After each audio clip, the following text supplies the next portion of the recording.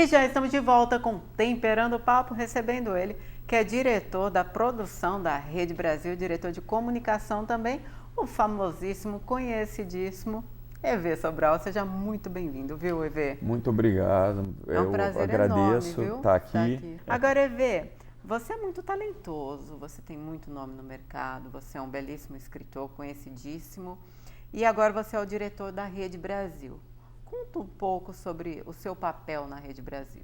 Então, eu participei da criação dela em 2007, né? E aí, o presidente da rede foi o cara que me levou para a televisão aberta. Sim. Né? Então, ele era meu empresário, o Marcos, né? Dr. Marcos Tolentino. Mas aí, na época, o Marquinhos, que me levou para a televisão, ele era o meu diretor comercial, ele cuidava de todas as minhas coisas.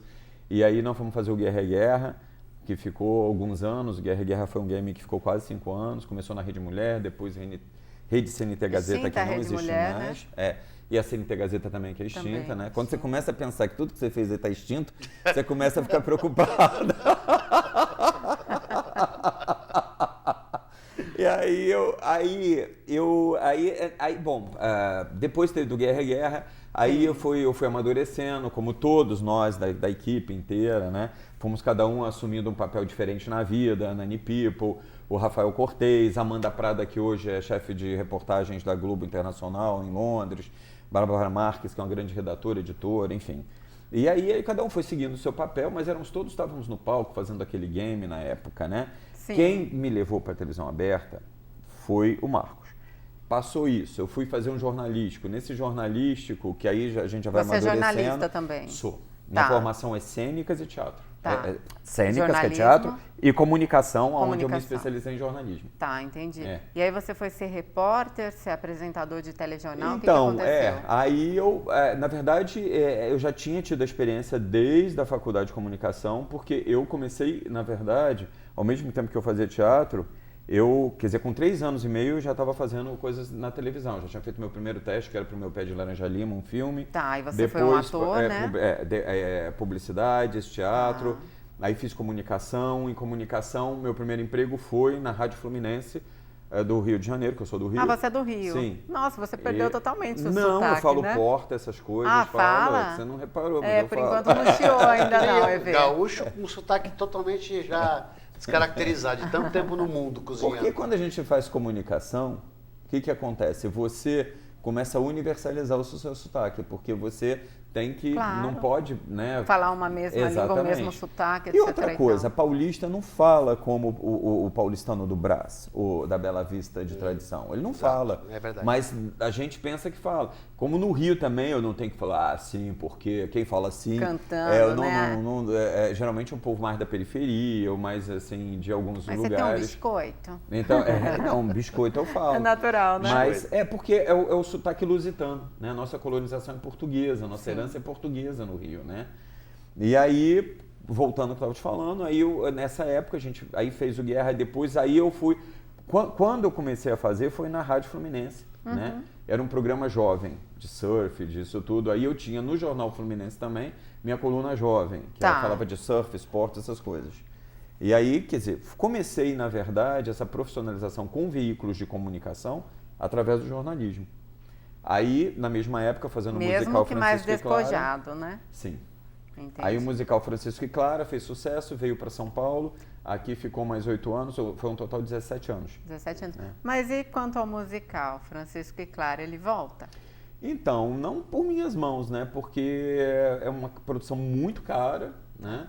E ele tem tido montagens pelo mundo afora. Ele teve montagem em Boston, teve montagem em Massachusetts, teve montagem em Tóquio, que conta a história de São Francisco e Santa Clara, né? Um musical. Mas eu montar não, né? Eu escrevi como escrevi vários infantis. Mas que orgulho, meu Deus! Ele fala com uma simplicidade, né? Sim. Não, eu escrevi, está sendo reproduzido no mundo todo, mas como eu escrevi Mas eu não escrevo mais, sabe? Não você escrevo. parou, Dizem que isso é uma né, época, é um tempo, né? De repente, daqui a 10 anos eu volto a querer escrever. Eu também acredito que Mas você volta. eu tenho uma curiosidade. Eu sou um profundo admirador das produções e da forma que os ingleses fazem televisão. Eu acho a BBC um ícone, eu acho a rede Discovery fantástica, ela consegue atingir todos os públicos, em todas as áreas. E eu queria saber se você vê alguma televisão brasileira, algum segmento da televisão brasileira com a mesma fórmula, com o mesmo tipo. Eu nunca consegui identificar. E isso tem que ser dito por uma pessoa com grande experiência, que no caso é você. Eu acho que da BBC, eu acho que quem mais se aproxima seria a TV Cultura mesmo, né? Porque a cultura, ela é que assim, a BBC, ela tem também alguns instrumentos populares, né? Dentro da programação, como por exemplo os Monty Python que voltam agora, que fazem humor tão bem, né? Mas e a TV Cultura já nem tanto. Mas a cultura eu acho que é a que mais se aproxima, né, dessa programação da BBC. Nós temos um projeto de uma segunda rede que começa a ser montada na Rede Brasil. E essa segunda rede é ligada a uma assinatura que eu assinei agora tem um mês com a France Press, né? E a gente passou a ter então as matérias nacionais e internacionais no nosso jornalismo da Rede Brasil. E com eles existe a proposta e estamos estudando um contrato para nessa segunda rede a gente fazer um canal voltado ao jornalismo e à cultura. Os canais estão no ar já, ela vem timidamente, a gente não fala muito sobre essa segunda rede. Sim. Mas a ideia do Dr. Marcos Tolentino é qual essa. canal? É aberto também? É aberto. Não é do tamanho da Rede Brasil, que hoje são 145 emissoras, está em todas as operadoras. Já são 145 emissoras? Abertas no Brasil inteiro. Ela é hoje entre a quarta e a quinta maior rede. Né? Por exemplo, a gente está no Mato Grosso e a Rede TV, que seria a quarta, não está. Nós estamos em Tocantins e a Rede TV não está. Então, assim, eu comparo com a Rede TV, por quê? Porque, na verdade, seria entre a quarta e a quinta maior, entendeu? Entendi. Então, aí a gente fala que a quarta, a Rede TV fala mas que que são maravilha! Com certeza. Querendo ou não, é uma disputa, né, que acontece. Por exemplo, a NGT, ela tem uma vantagem sobre nós. Ela está na NET Rio, a gente não está. Nossa audiência no Rio é muito grande. Nós temos, sim. Nós temos, e o canal digital de vocês é muito bom também no Rio. Então, assim, essa é uma deficiência da Rede Brasil. A NET Rio São Paulo. Aqui você tem NET? Não. A Rede Brasil? Não. Também a Rede Brasil tem todas as operadoras no Brasil inteiro. Em todas as operadoras, das pequenas, de médio e grande porte. Todas, inclusive na NET em várias regiões. Menos Rio e São Paulo. Dá a mãozinha pra nós. São Paulo a gente também não tem. Exatamente. Agora, você sabe que hoje os nossos dois canais em São Paulo, tanto o canal 10 como o canal 50, tem uma abertura muito grande. Então, agora, inclusive, a gente está aumentando a potência esse mês. Já trocamos as antenas na Paulista, né? Nossas antenas são na Paulista, e dos dois canais.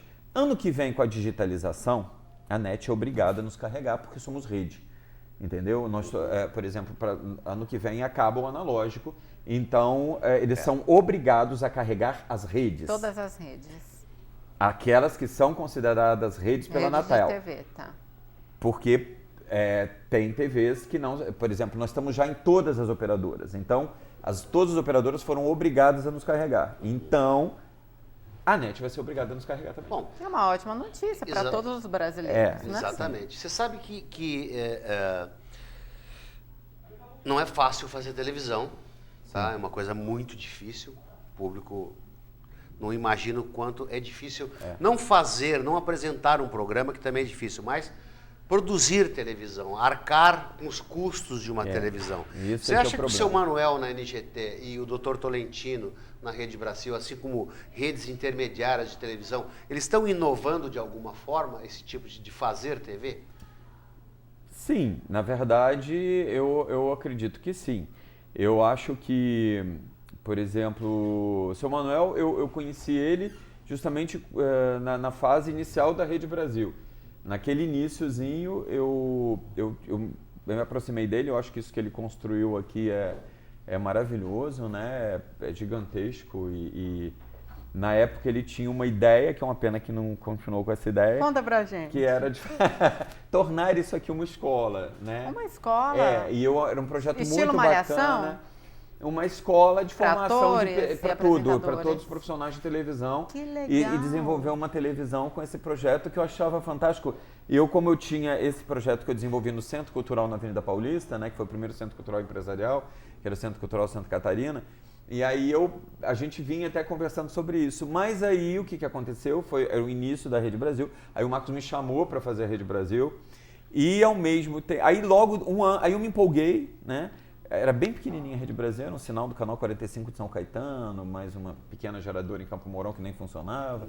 E aí nessa época eu briguei com o Marcos. E aí aí o Atílio Ricó saiu da Rede Record e foi para Portugal. E eu fui com ele.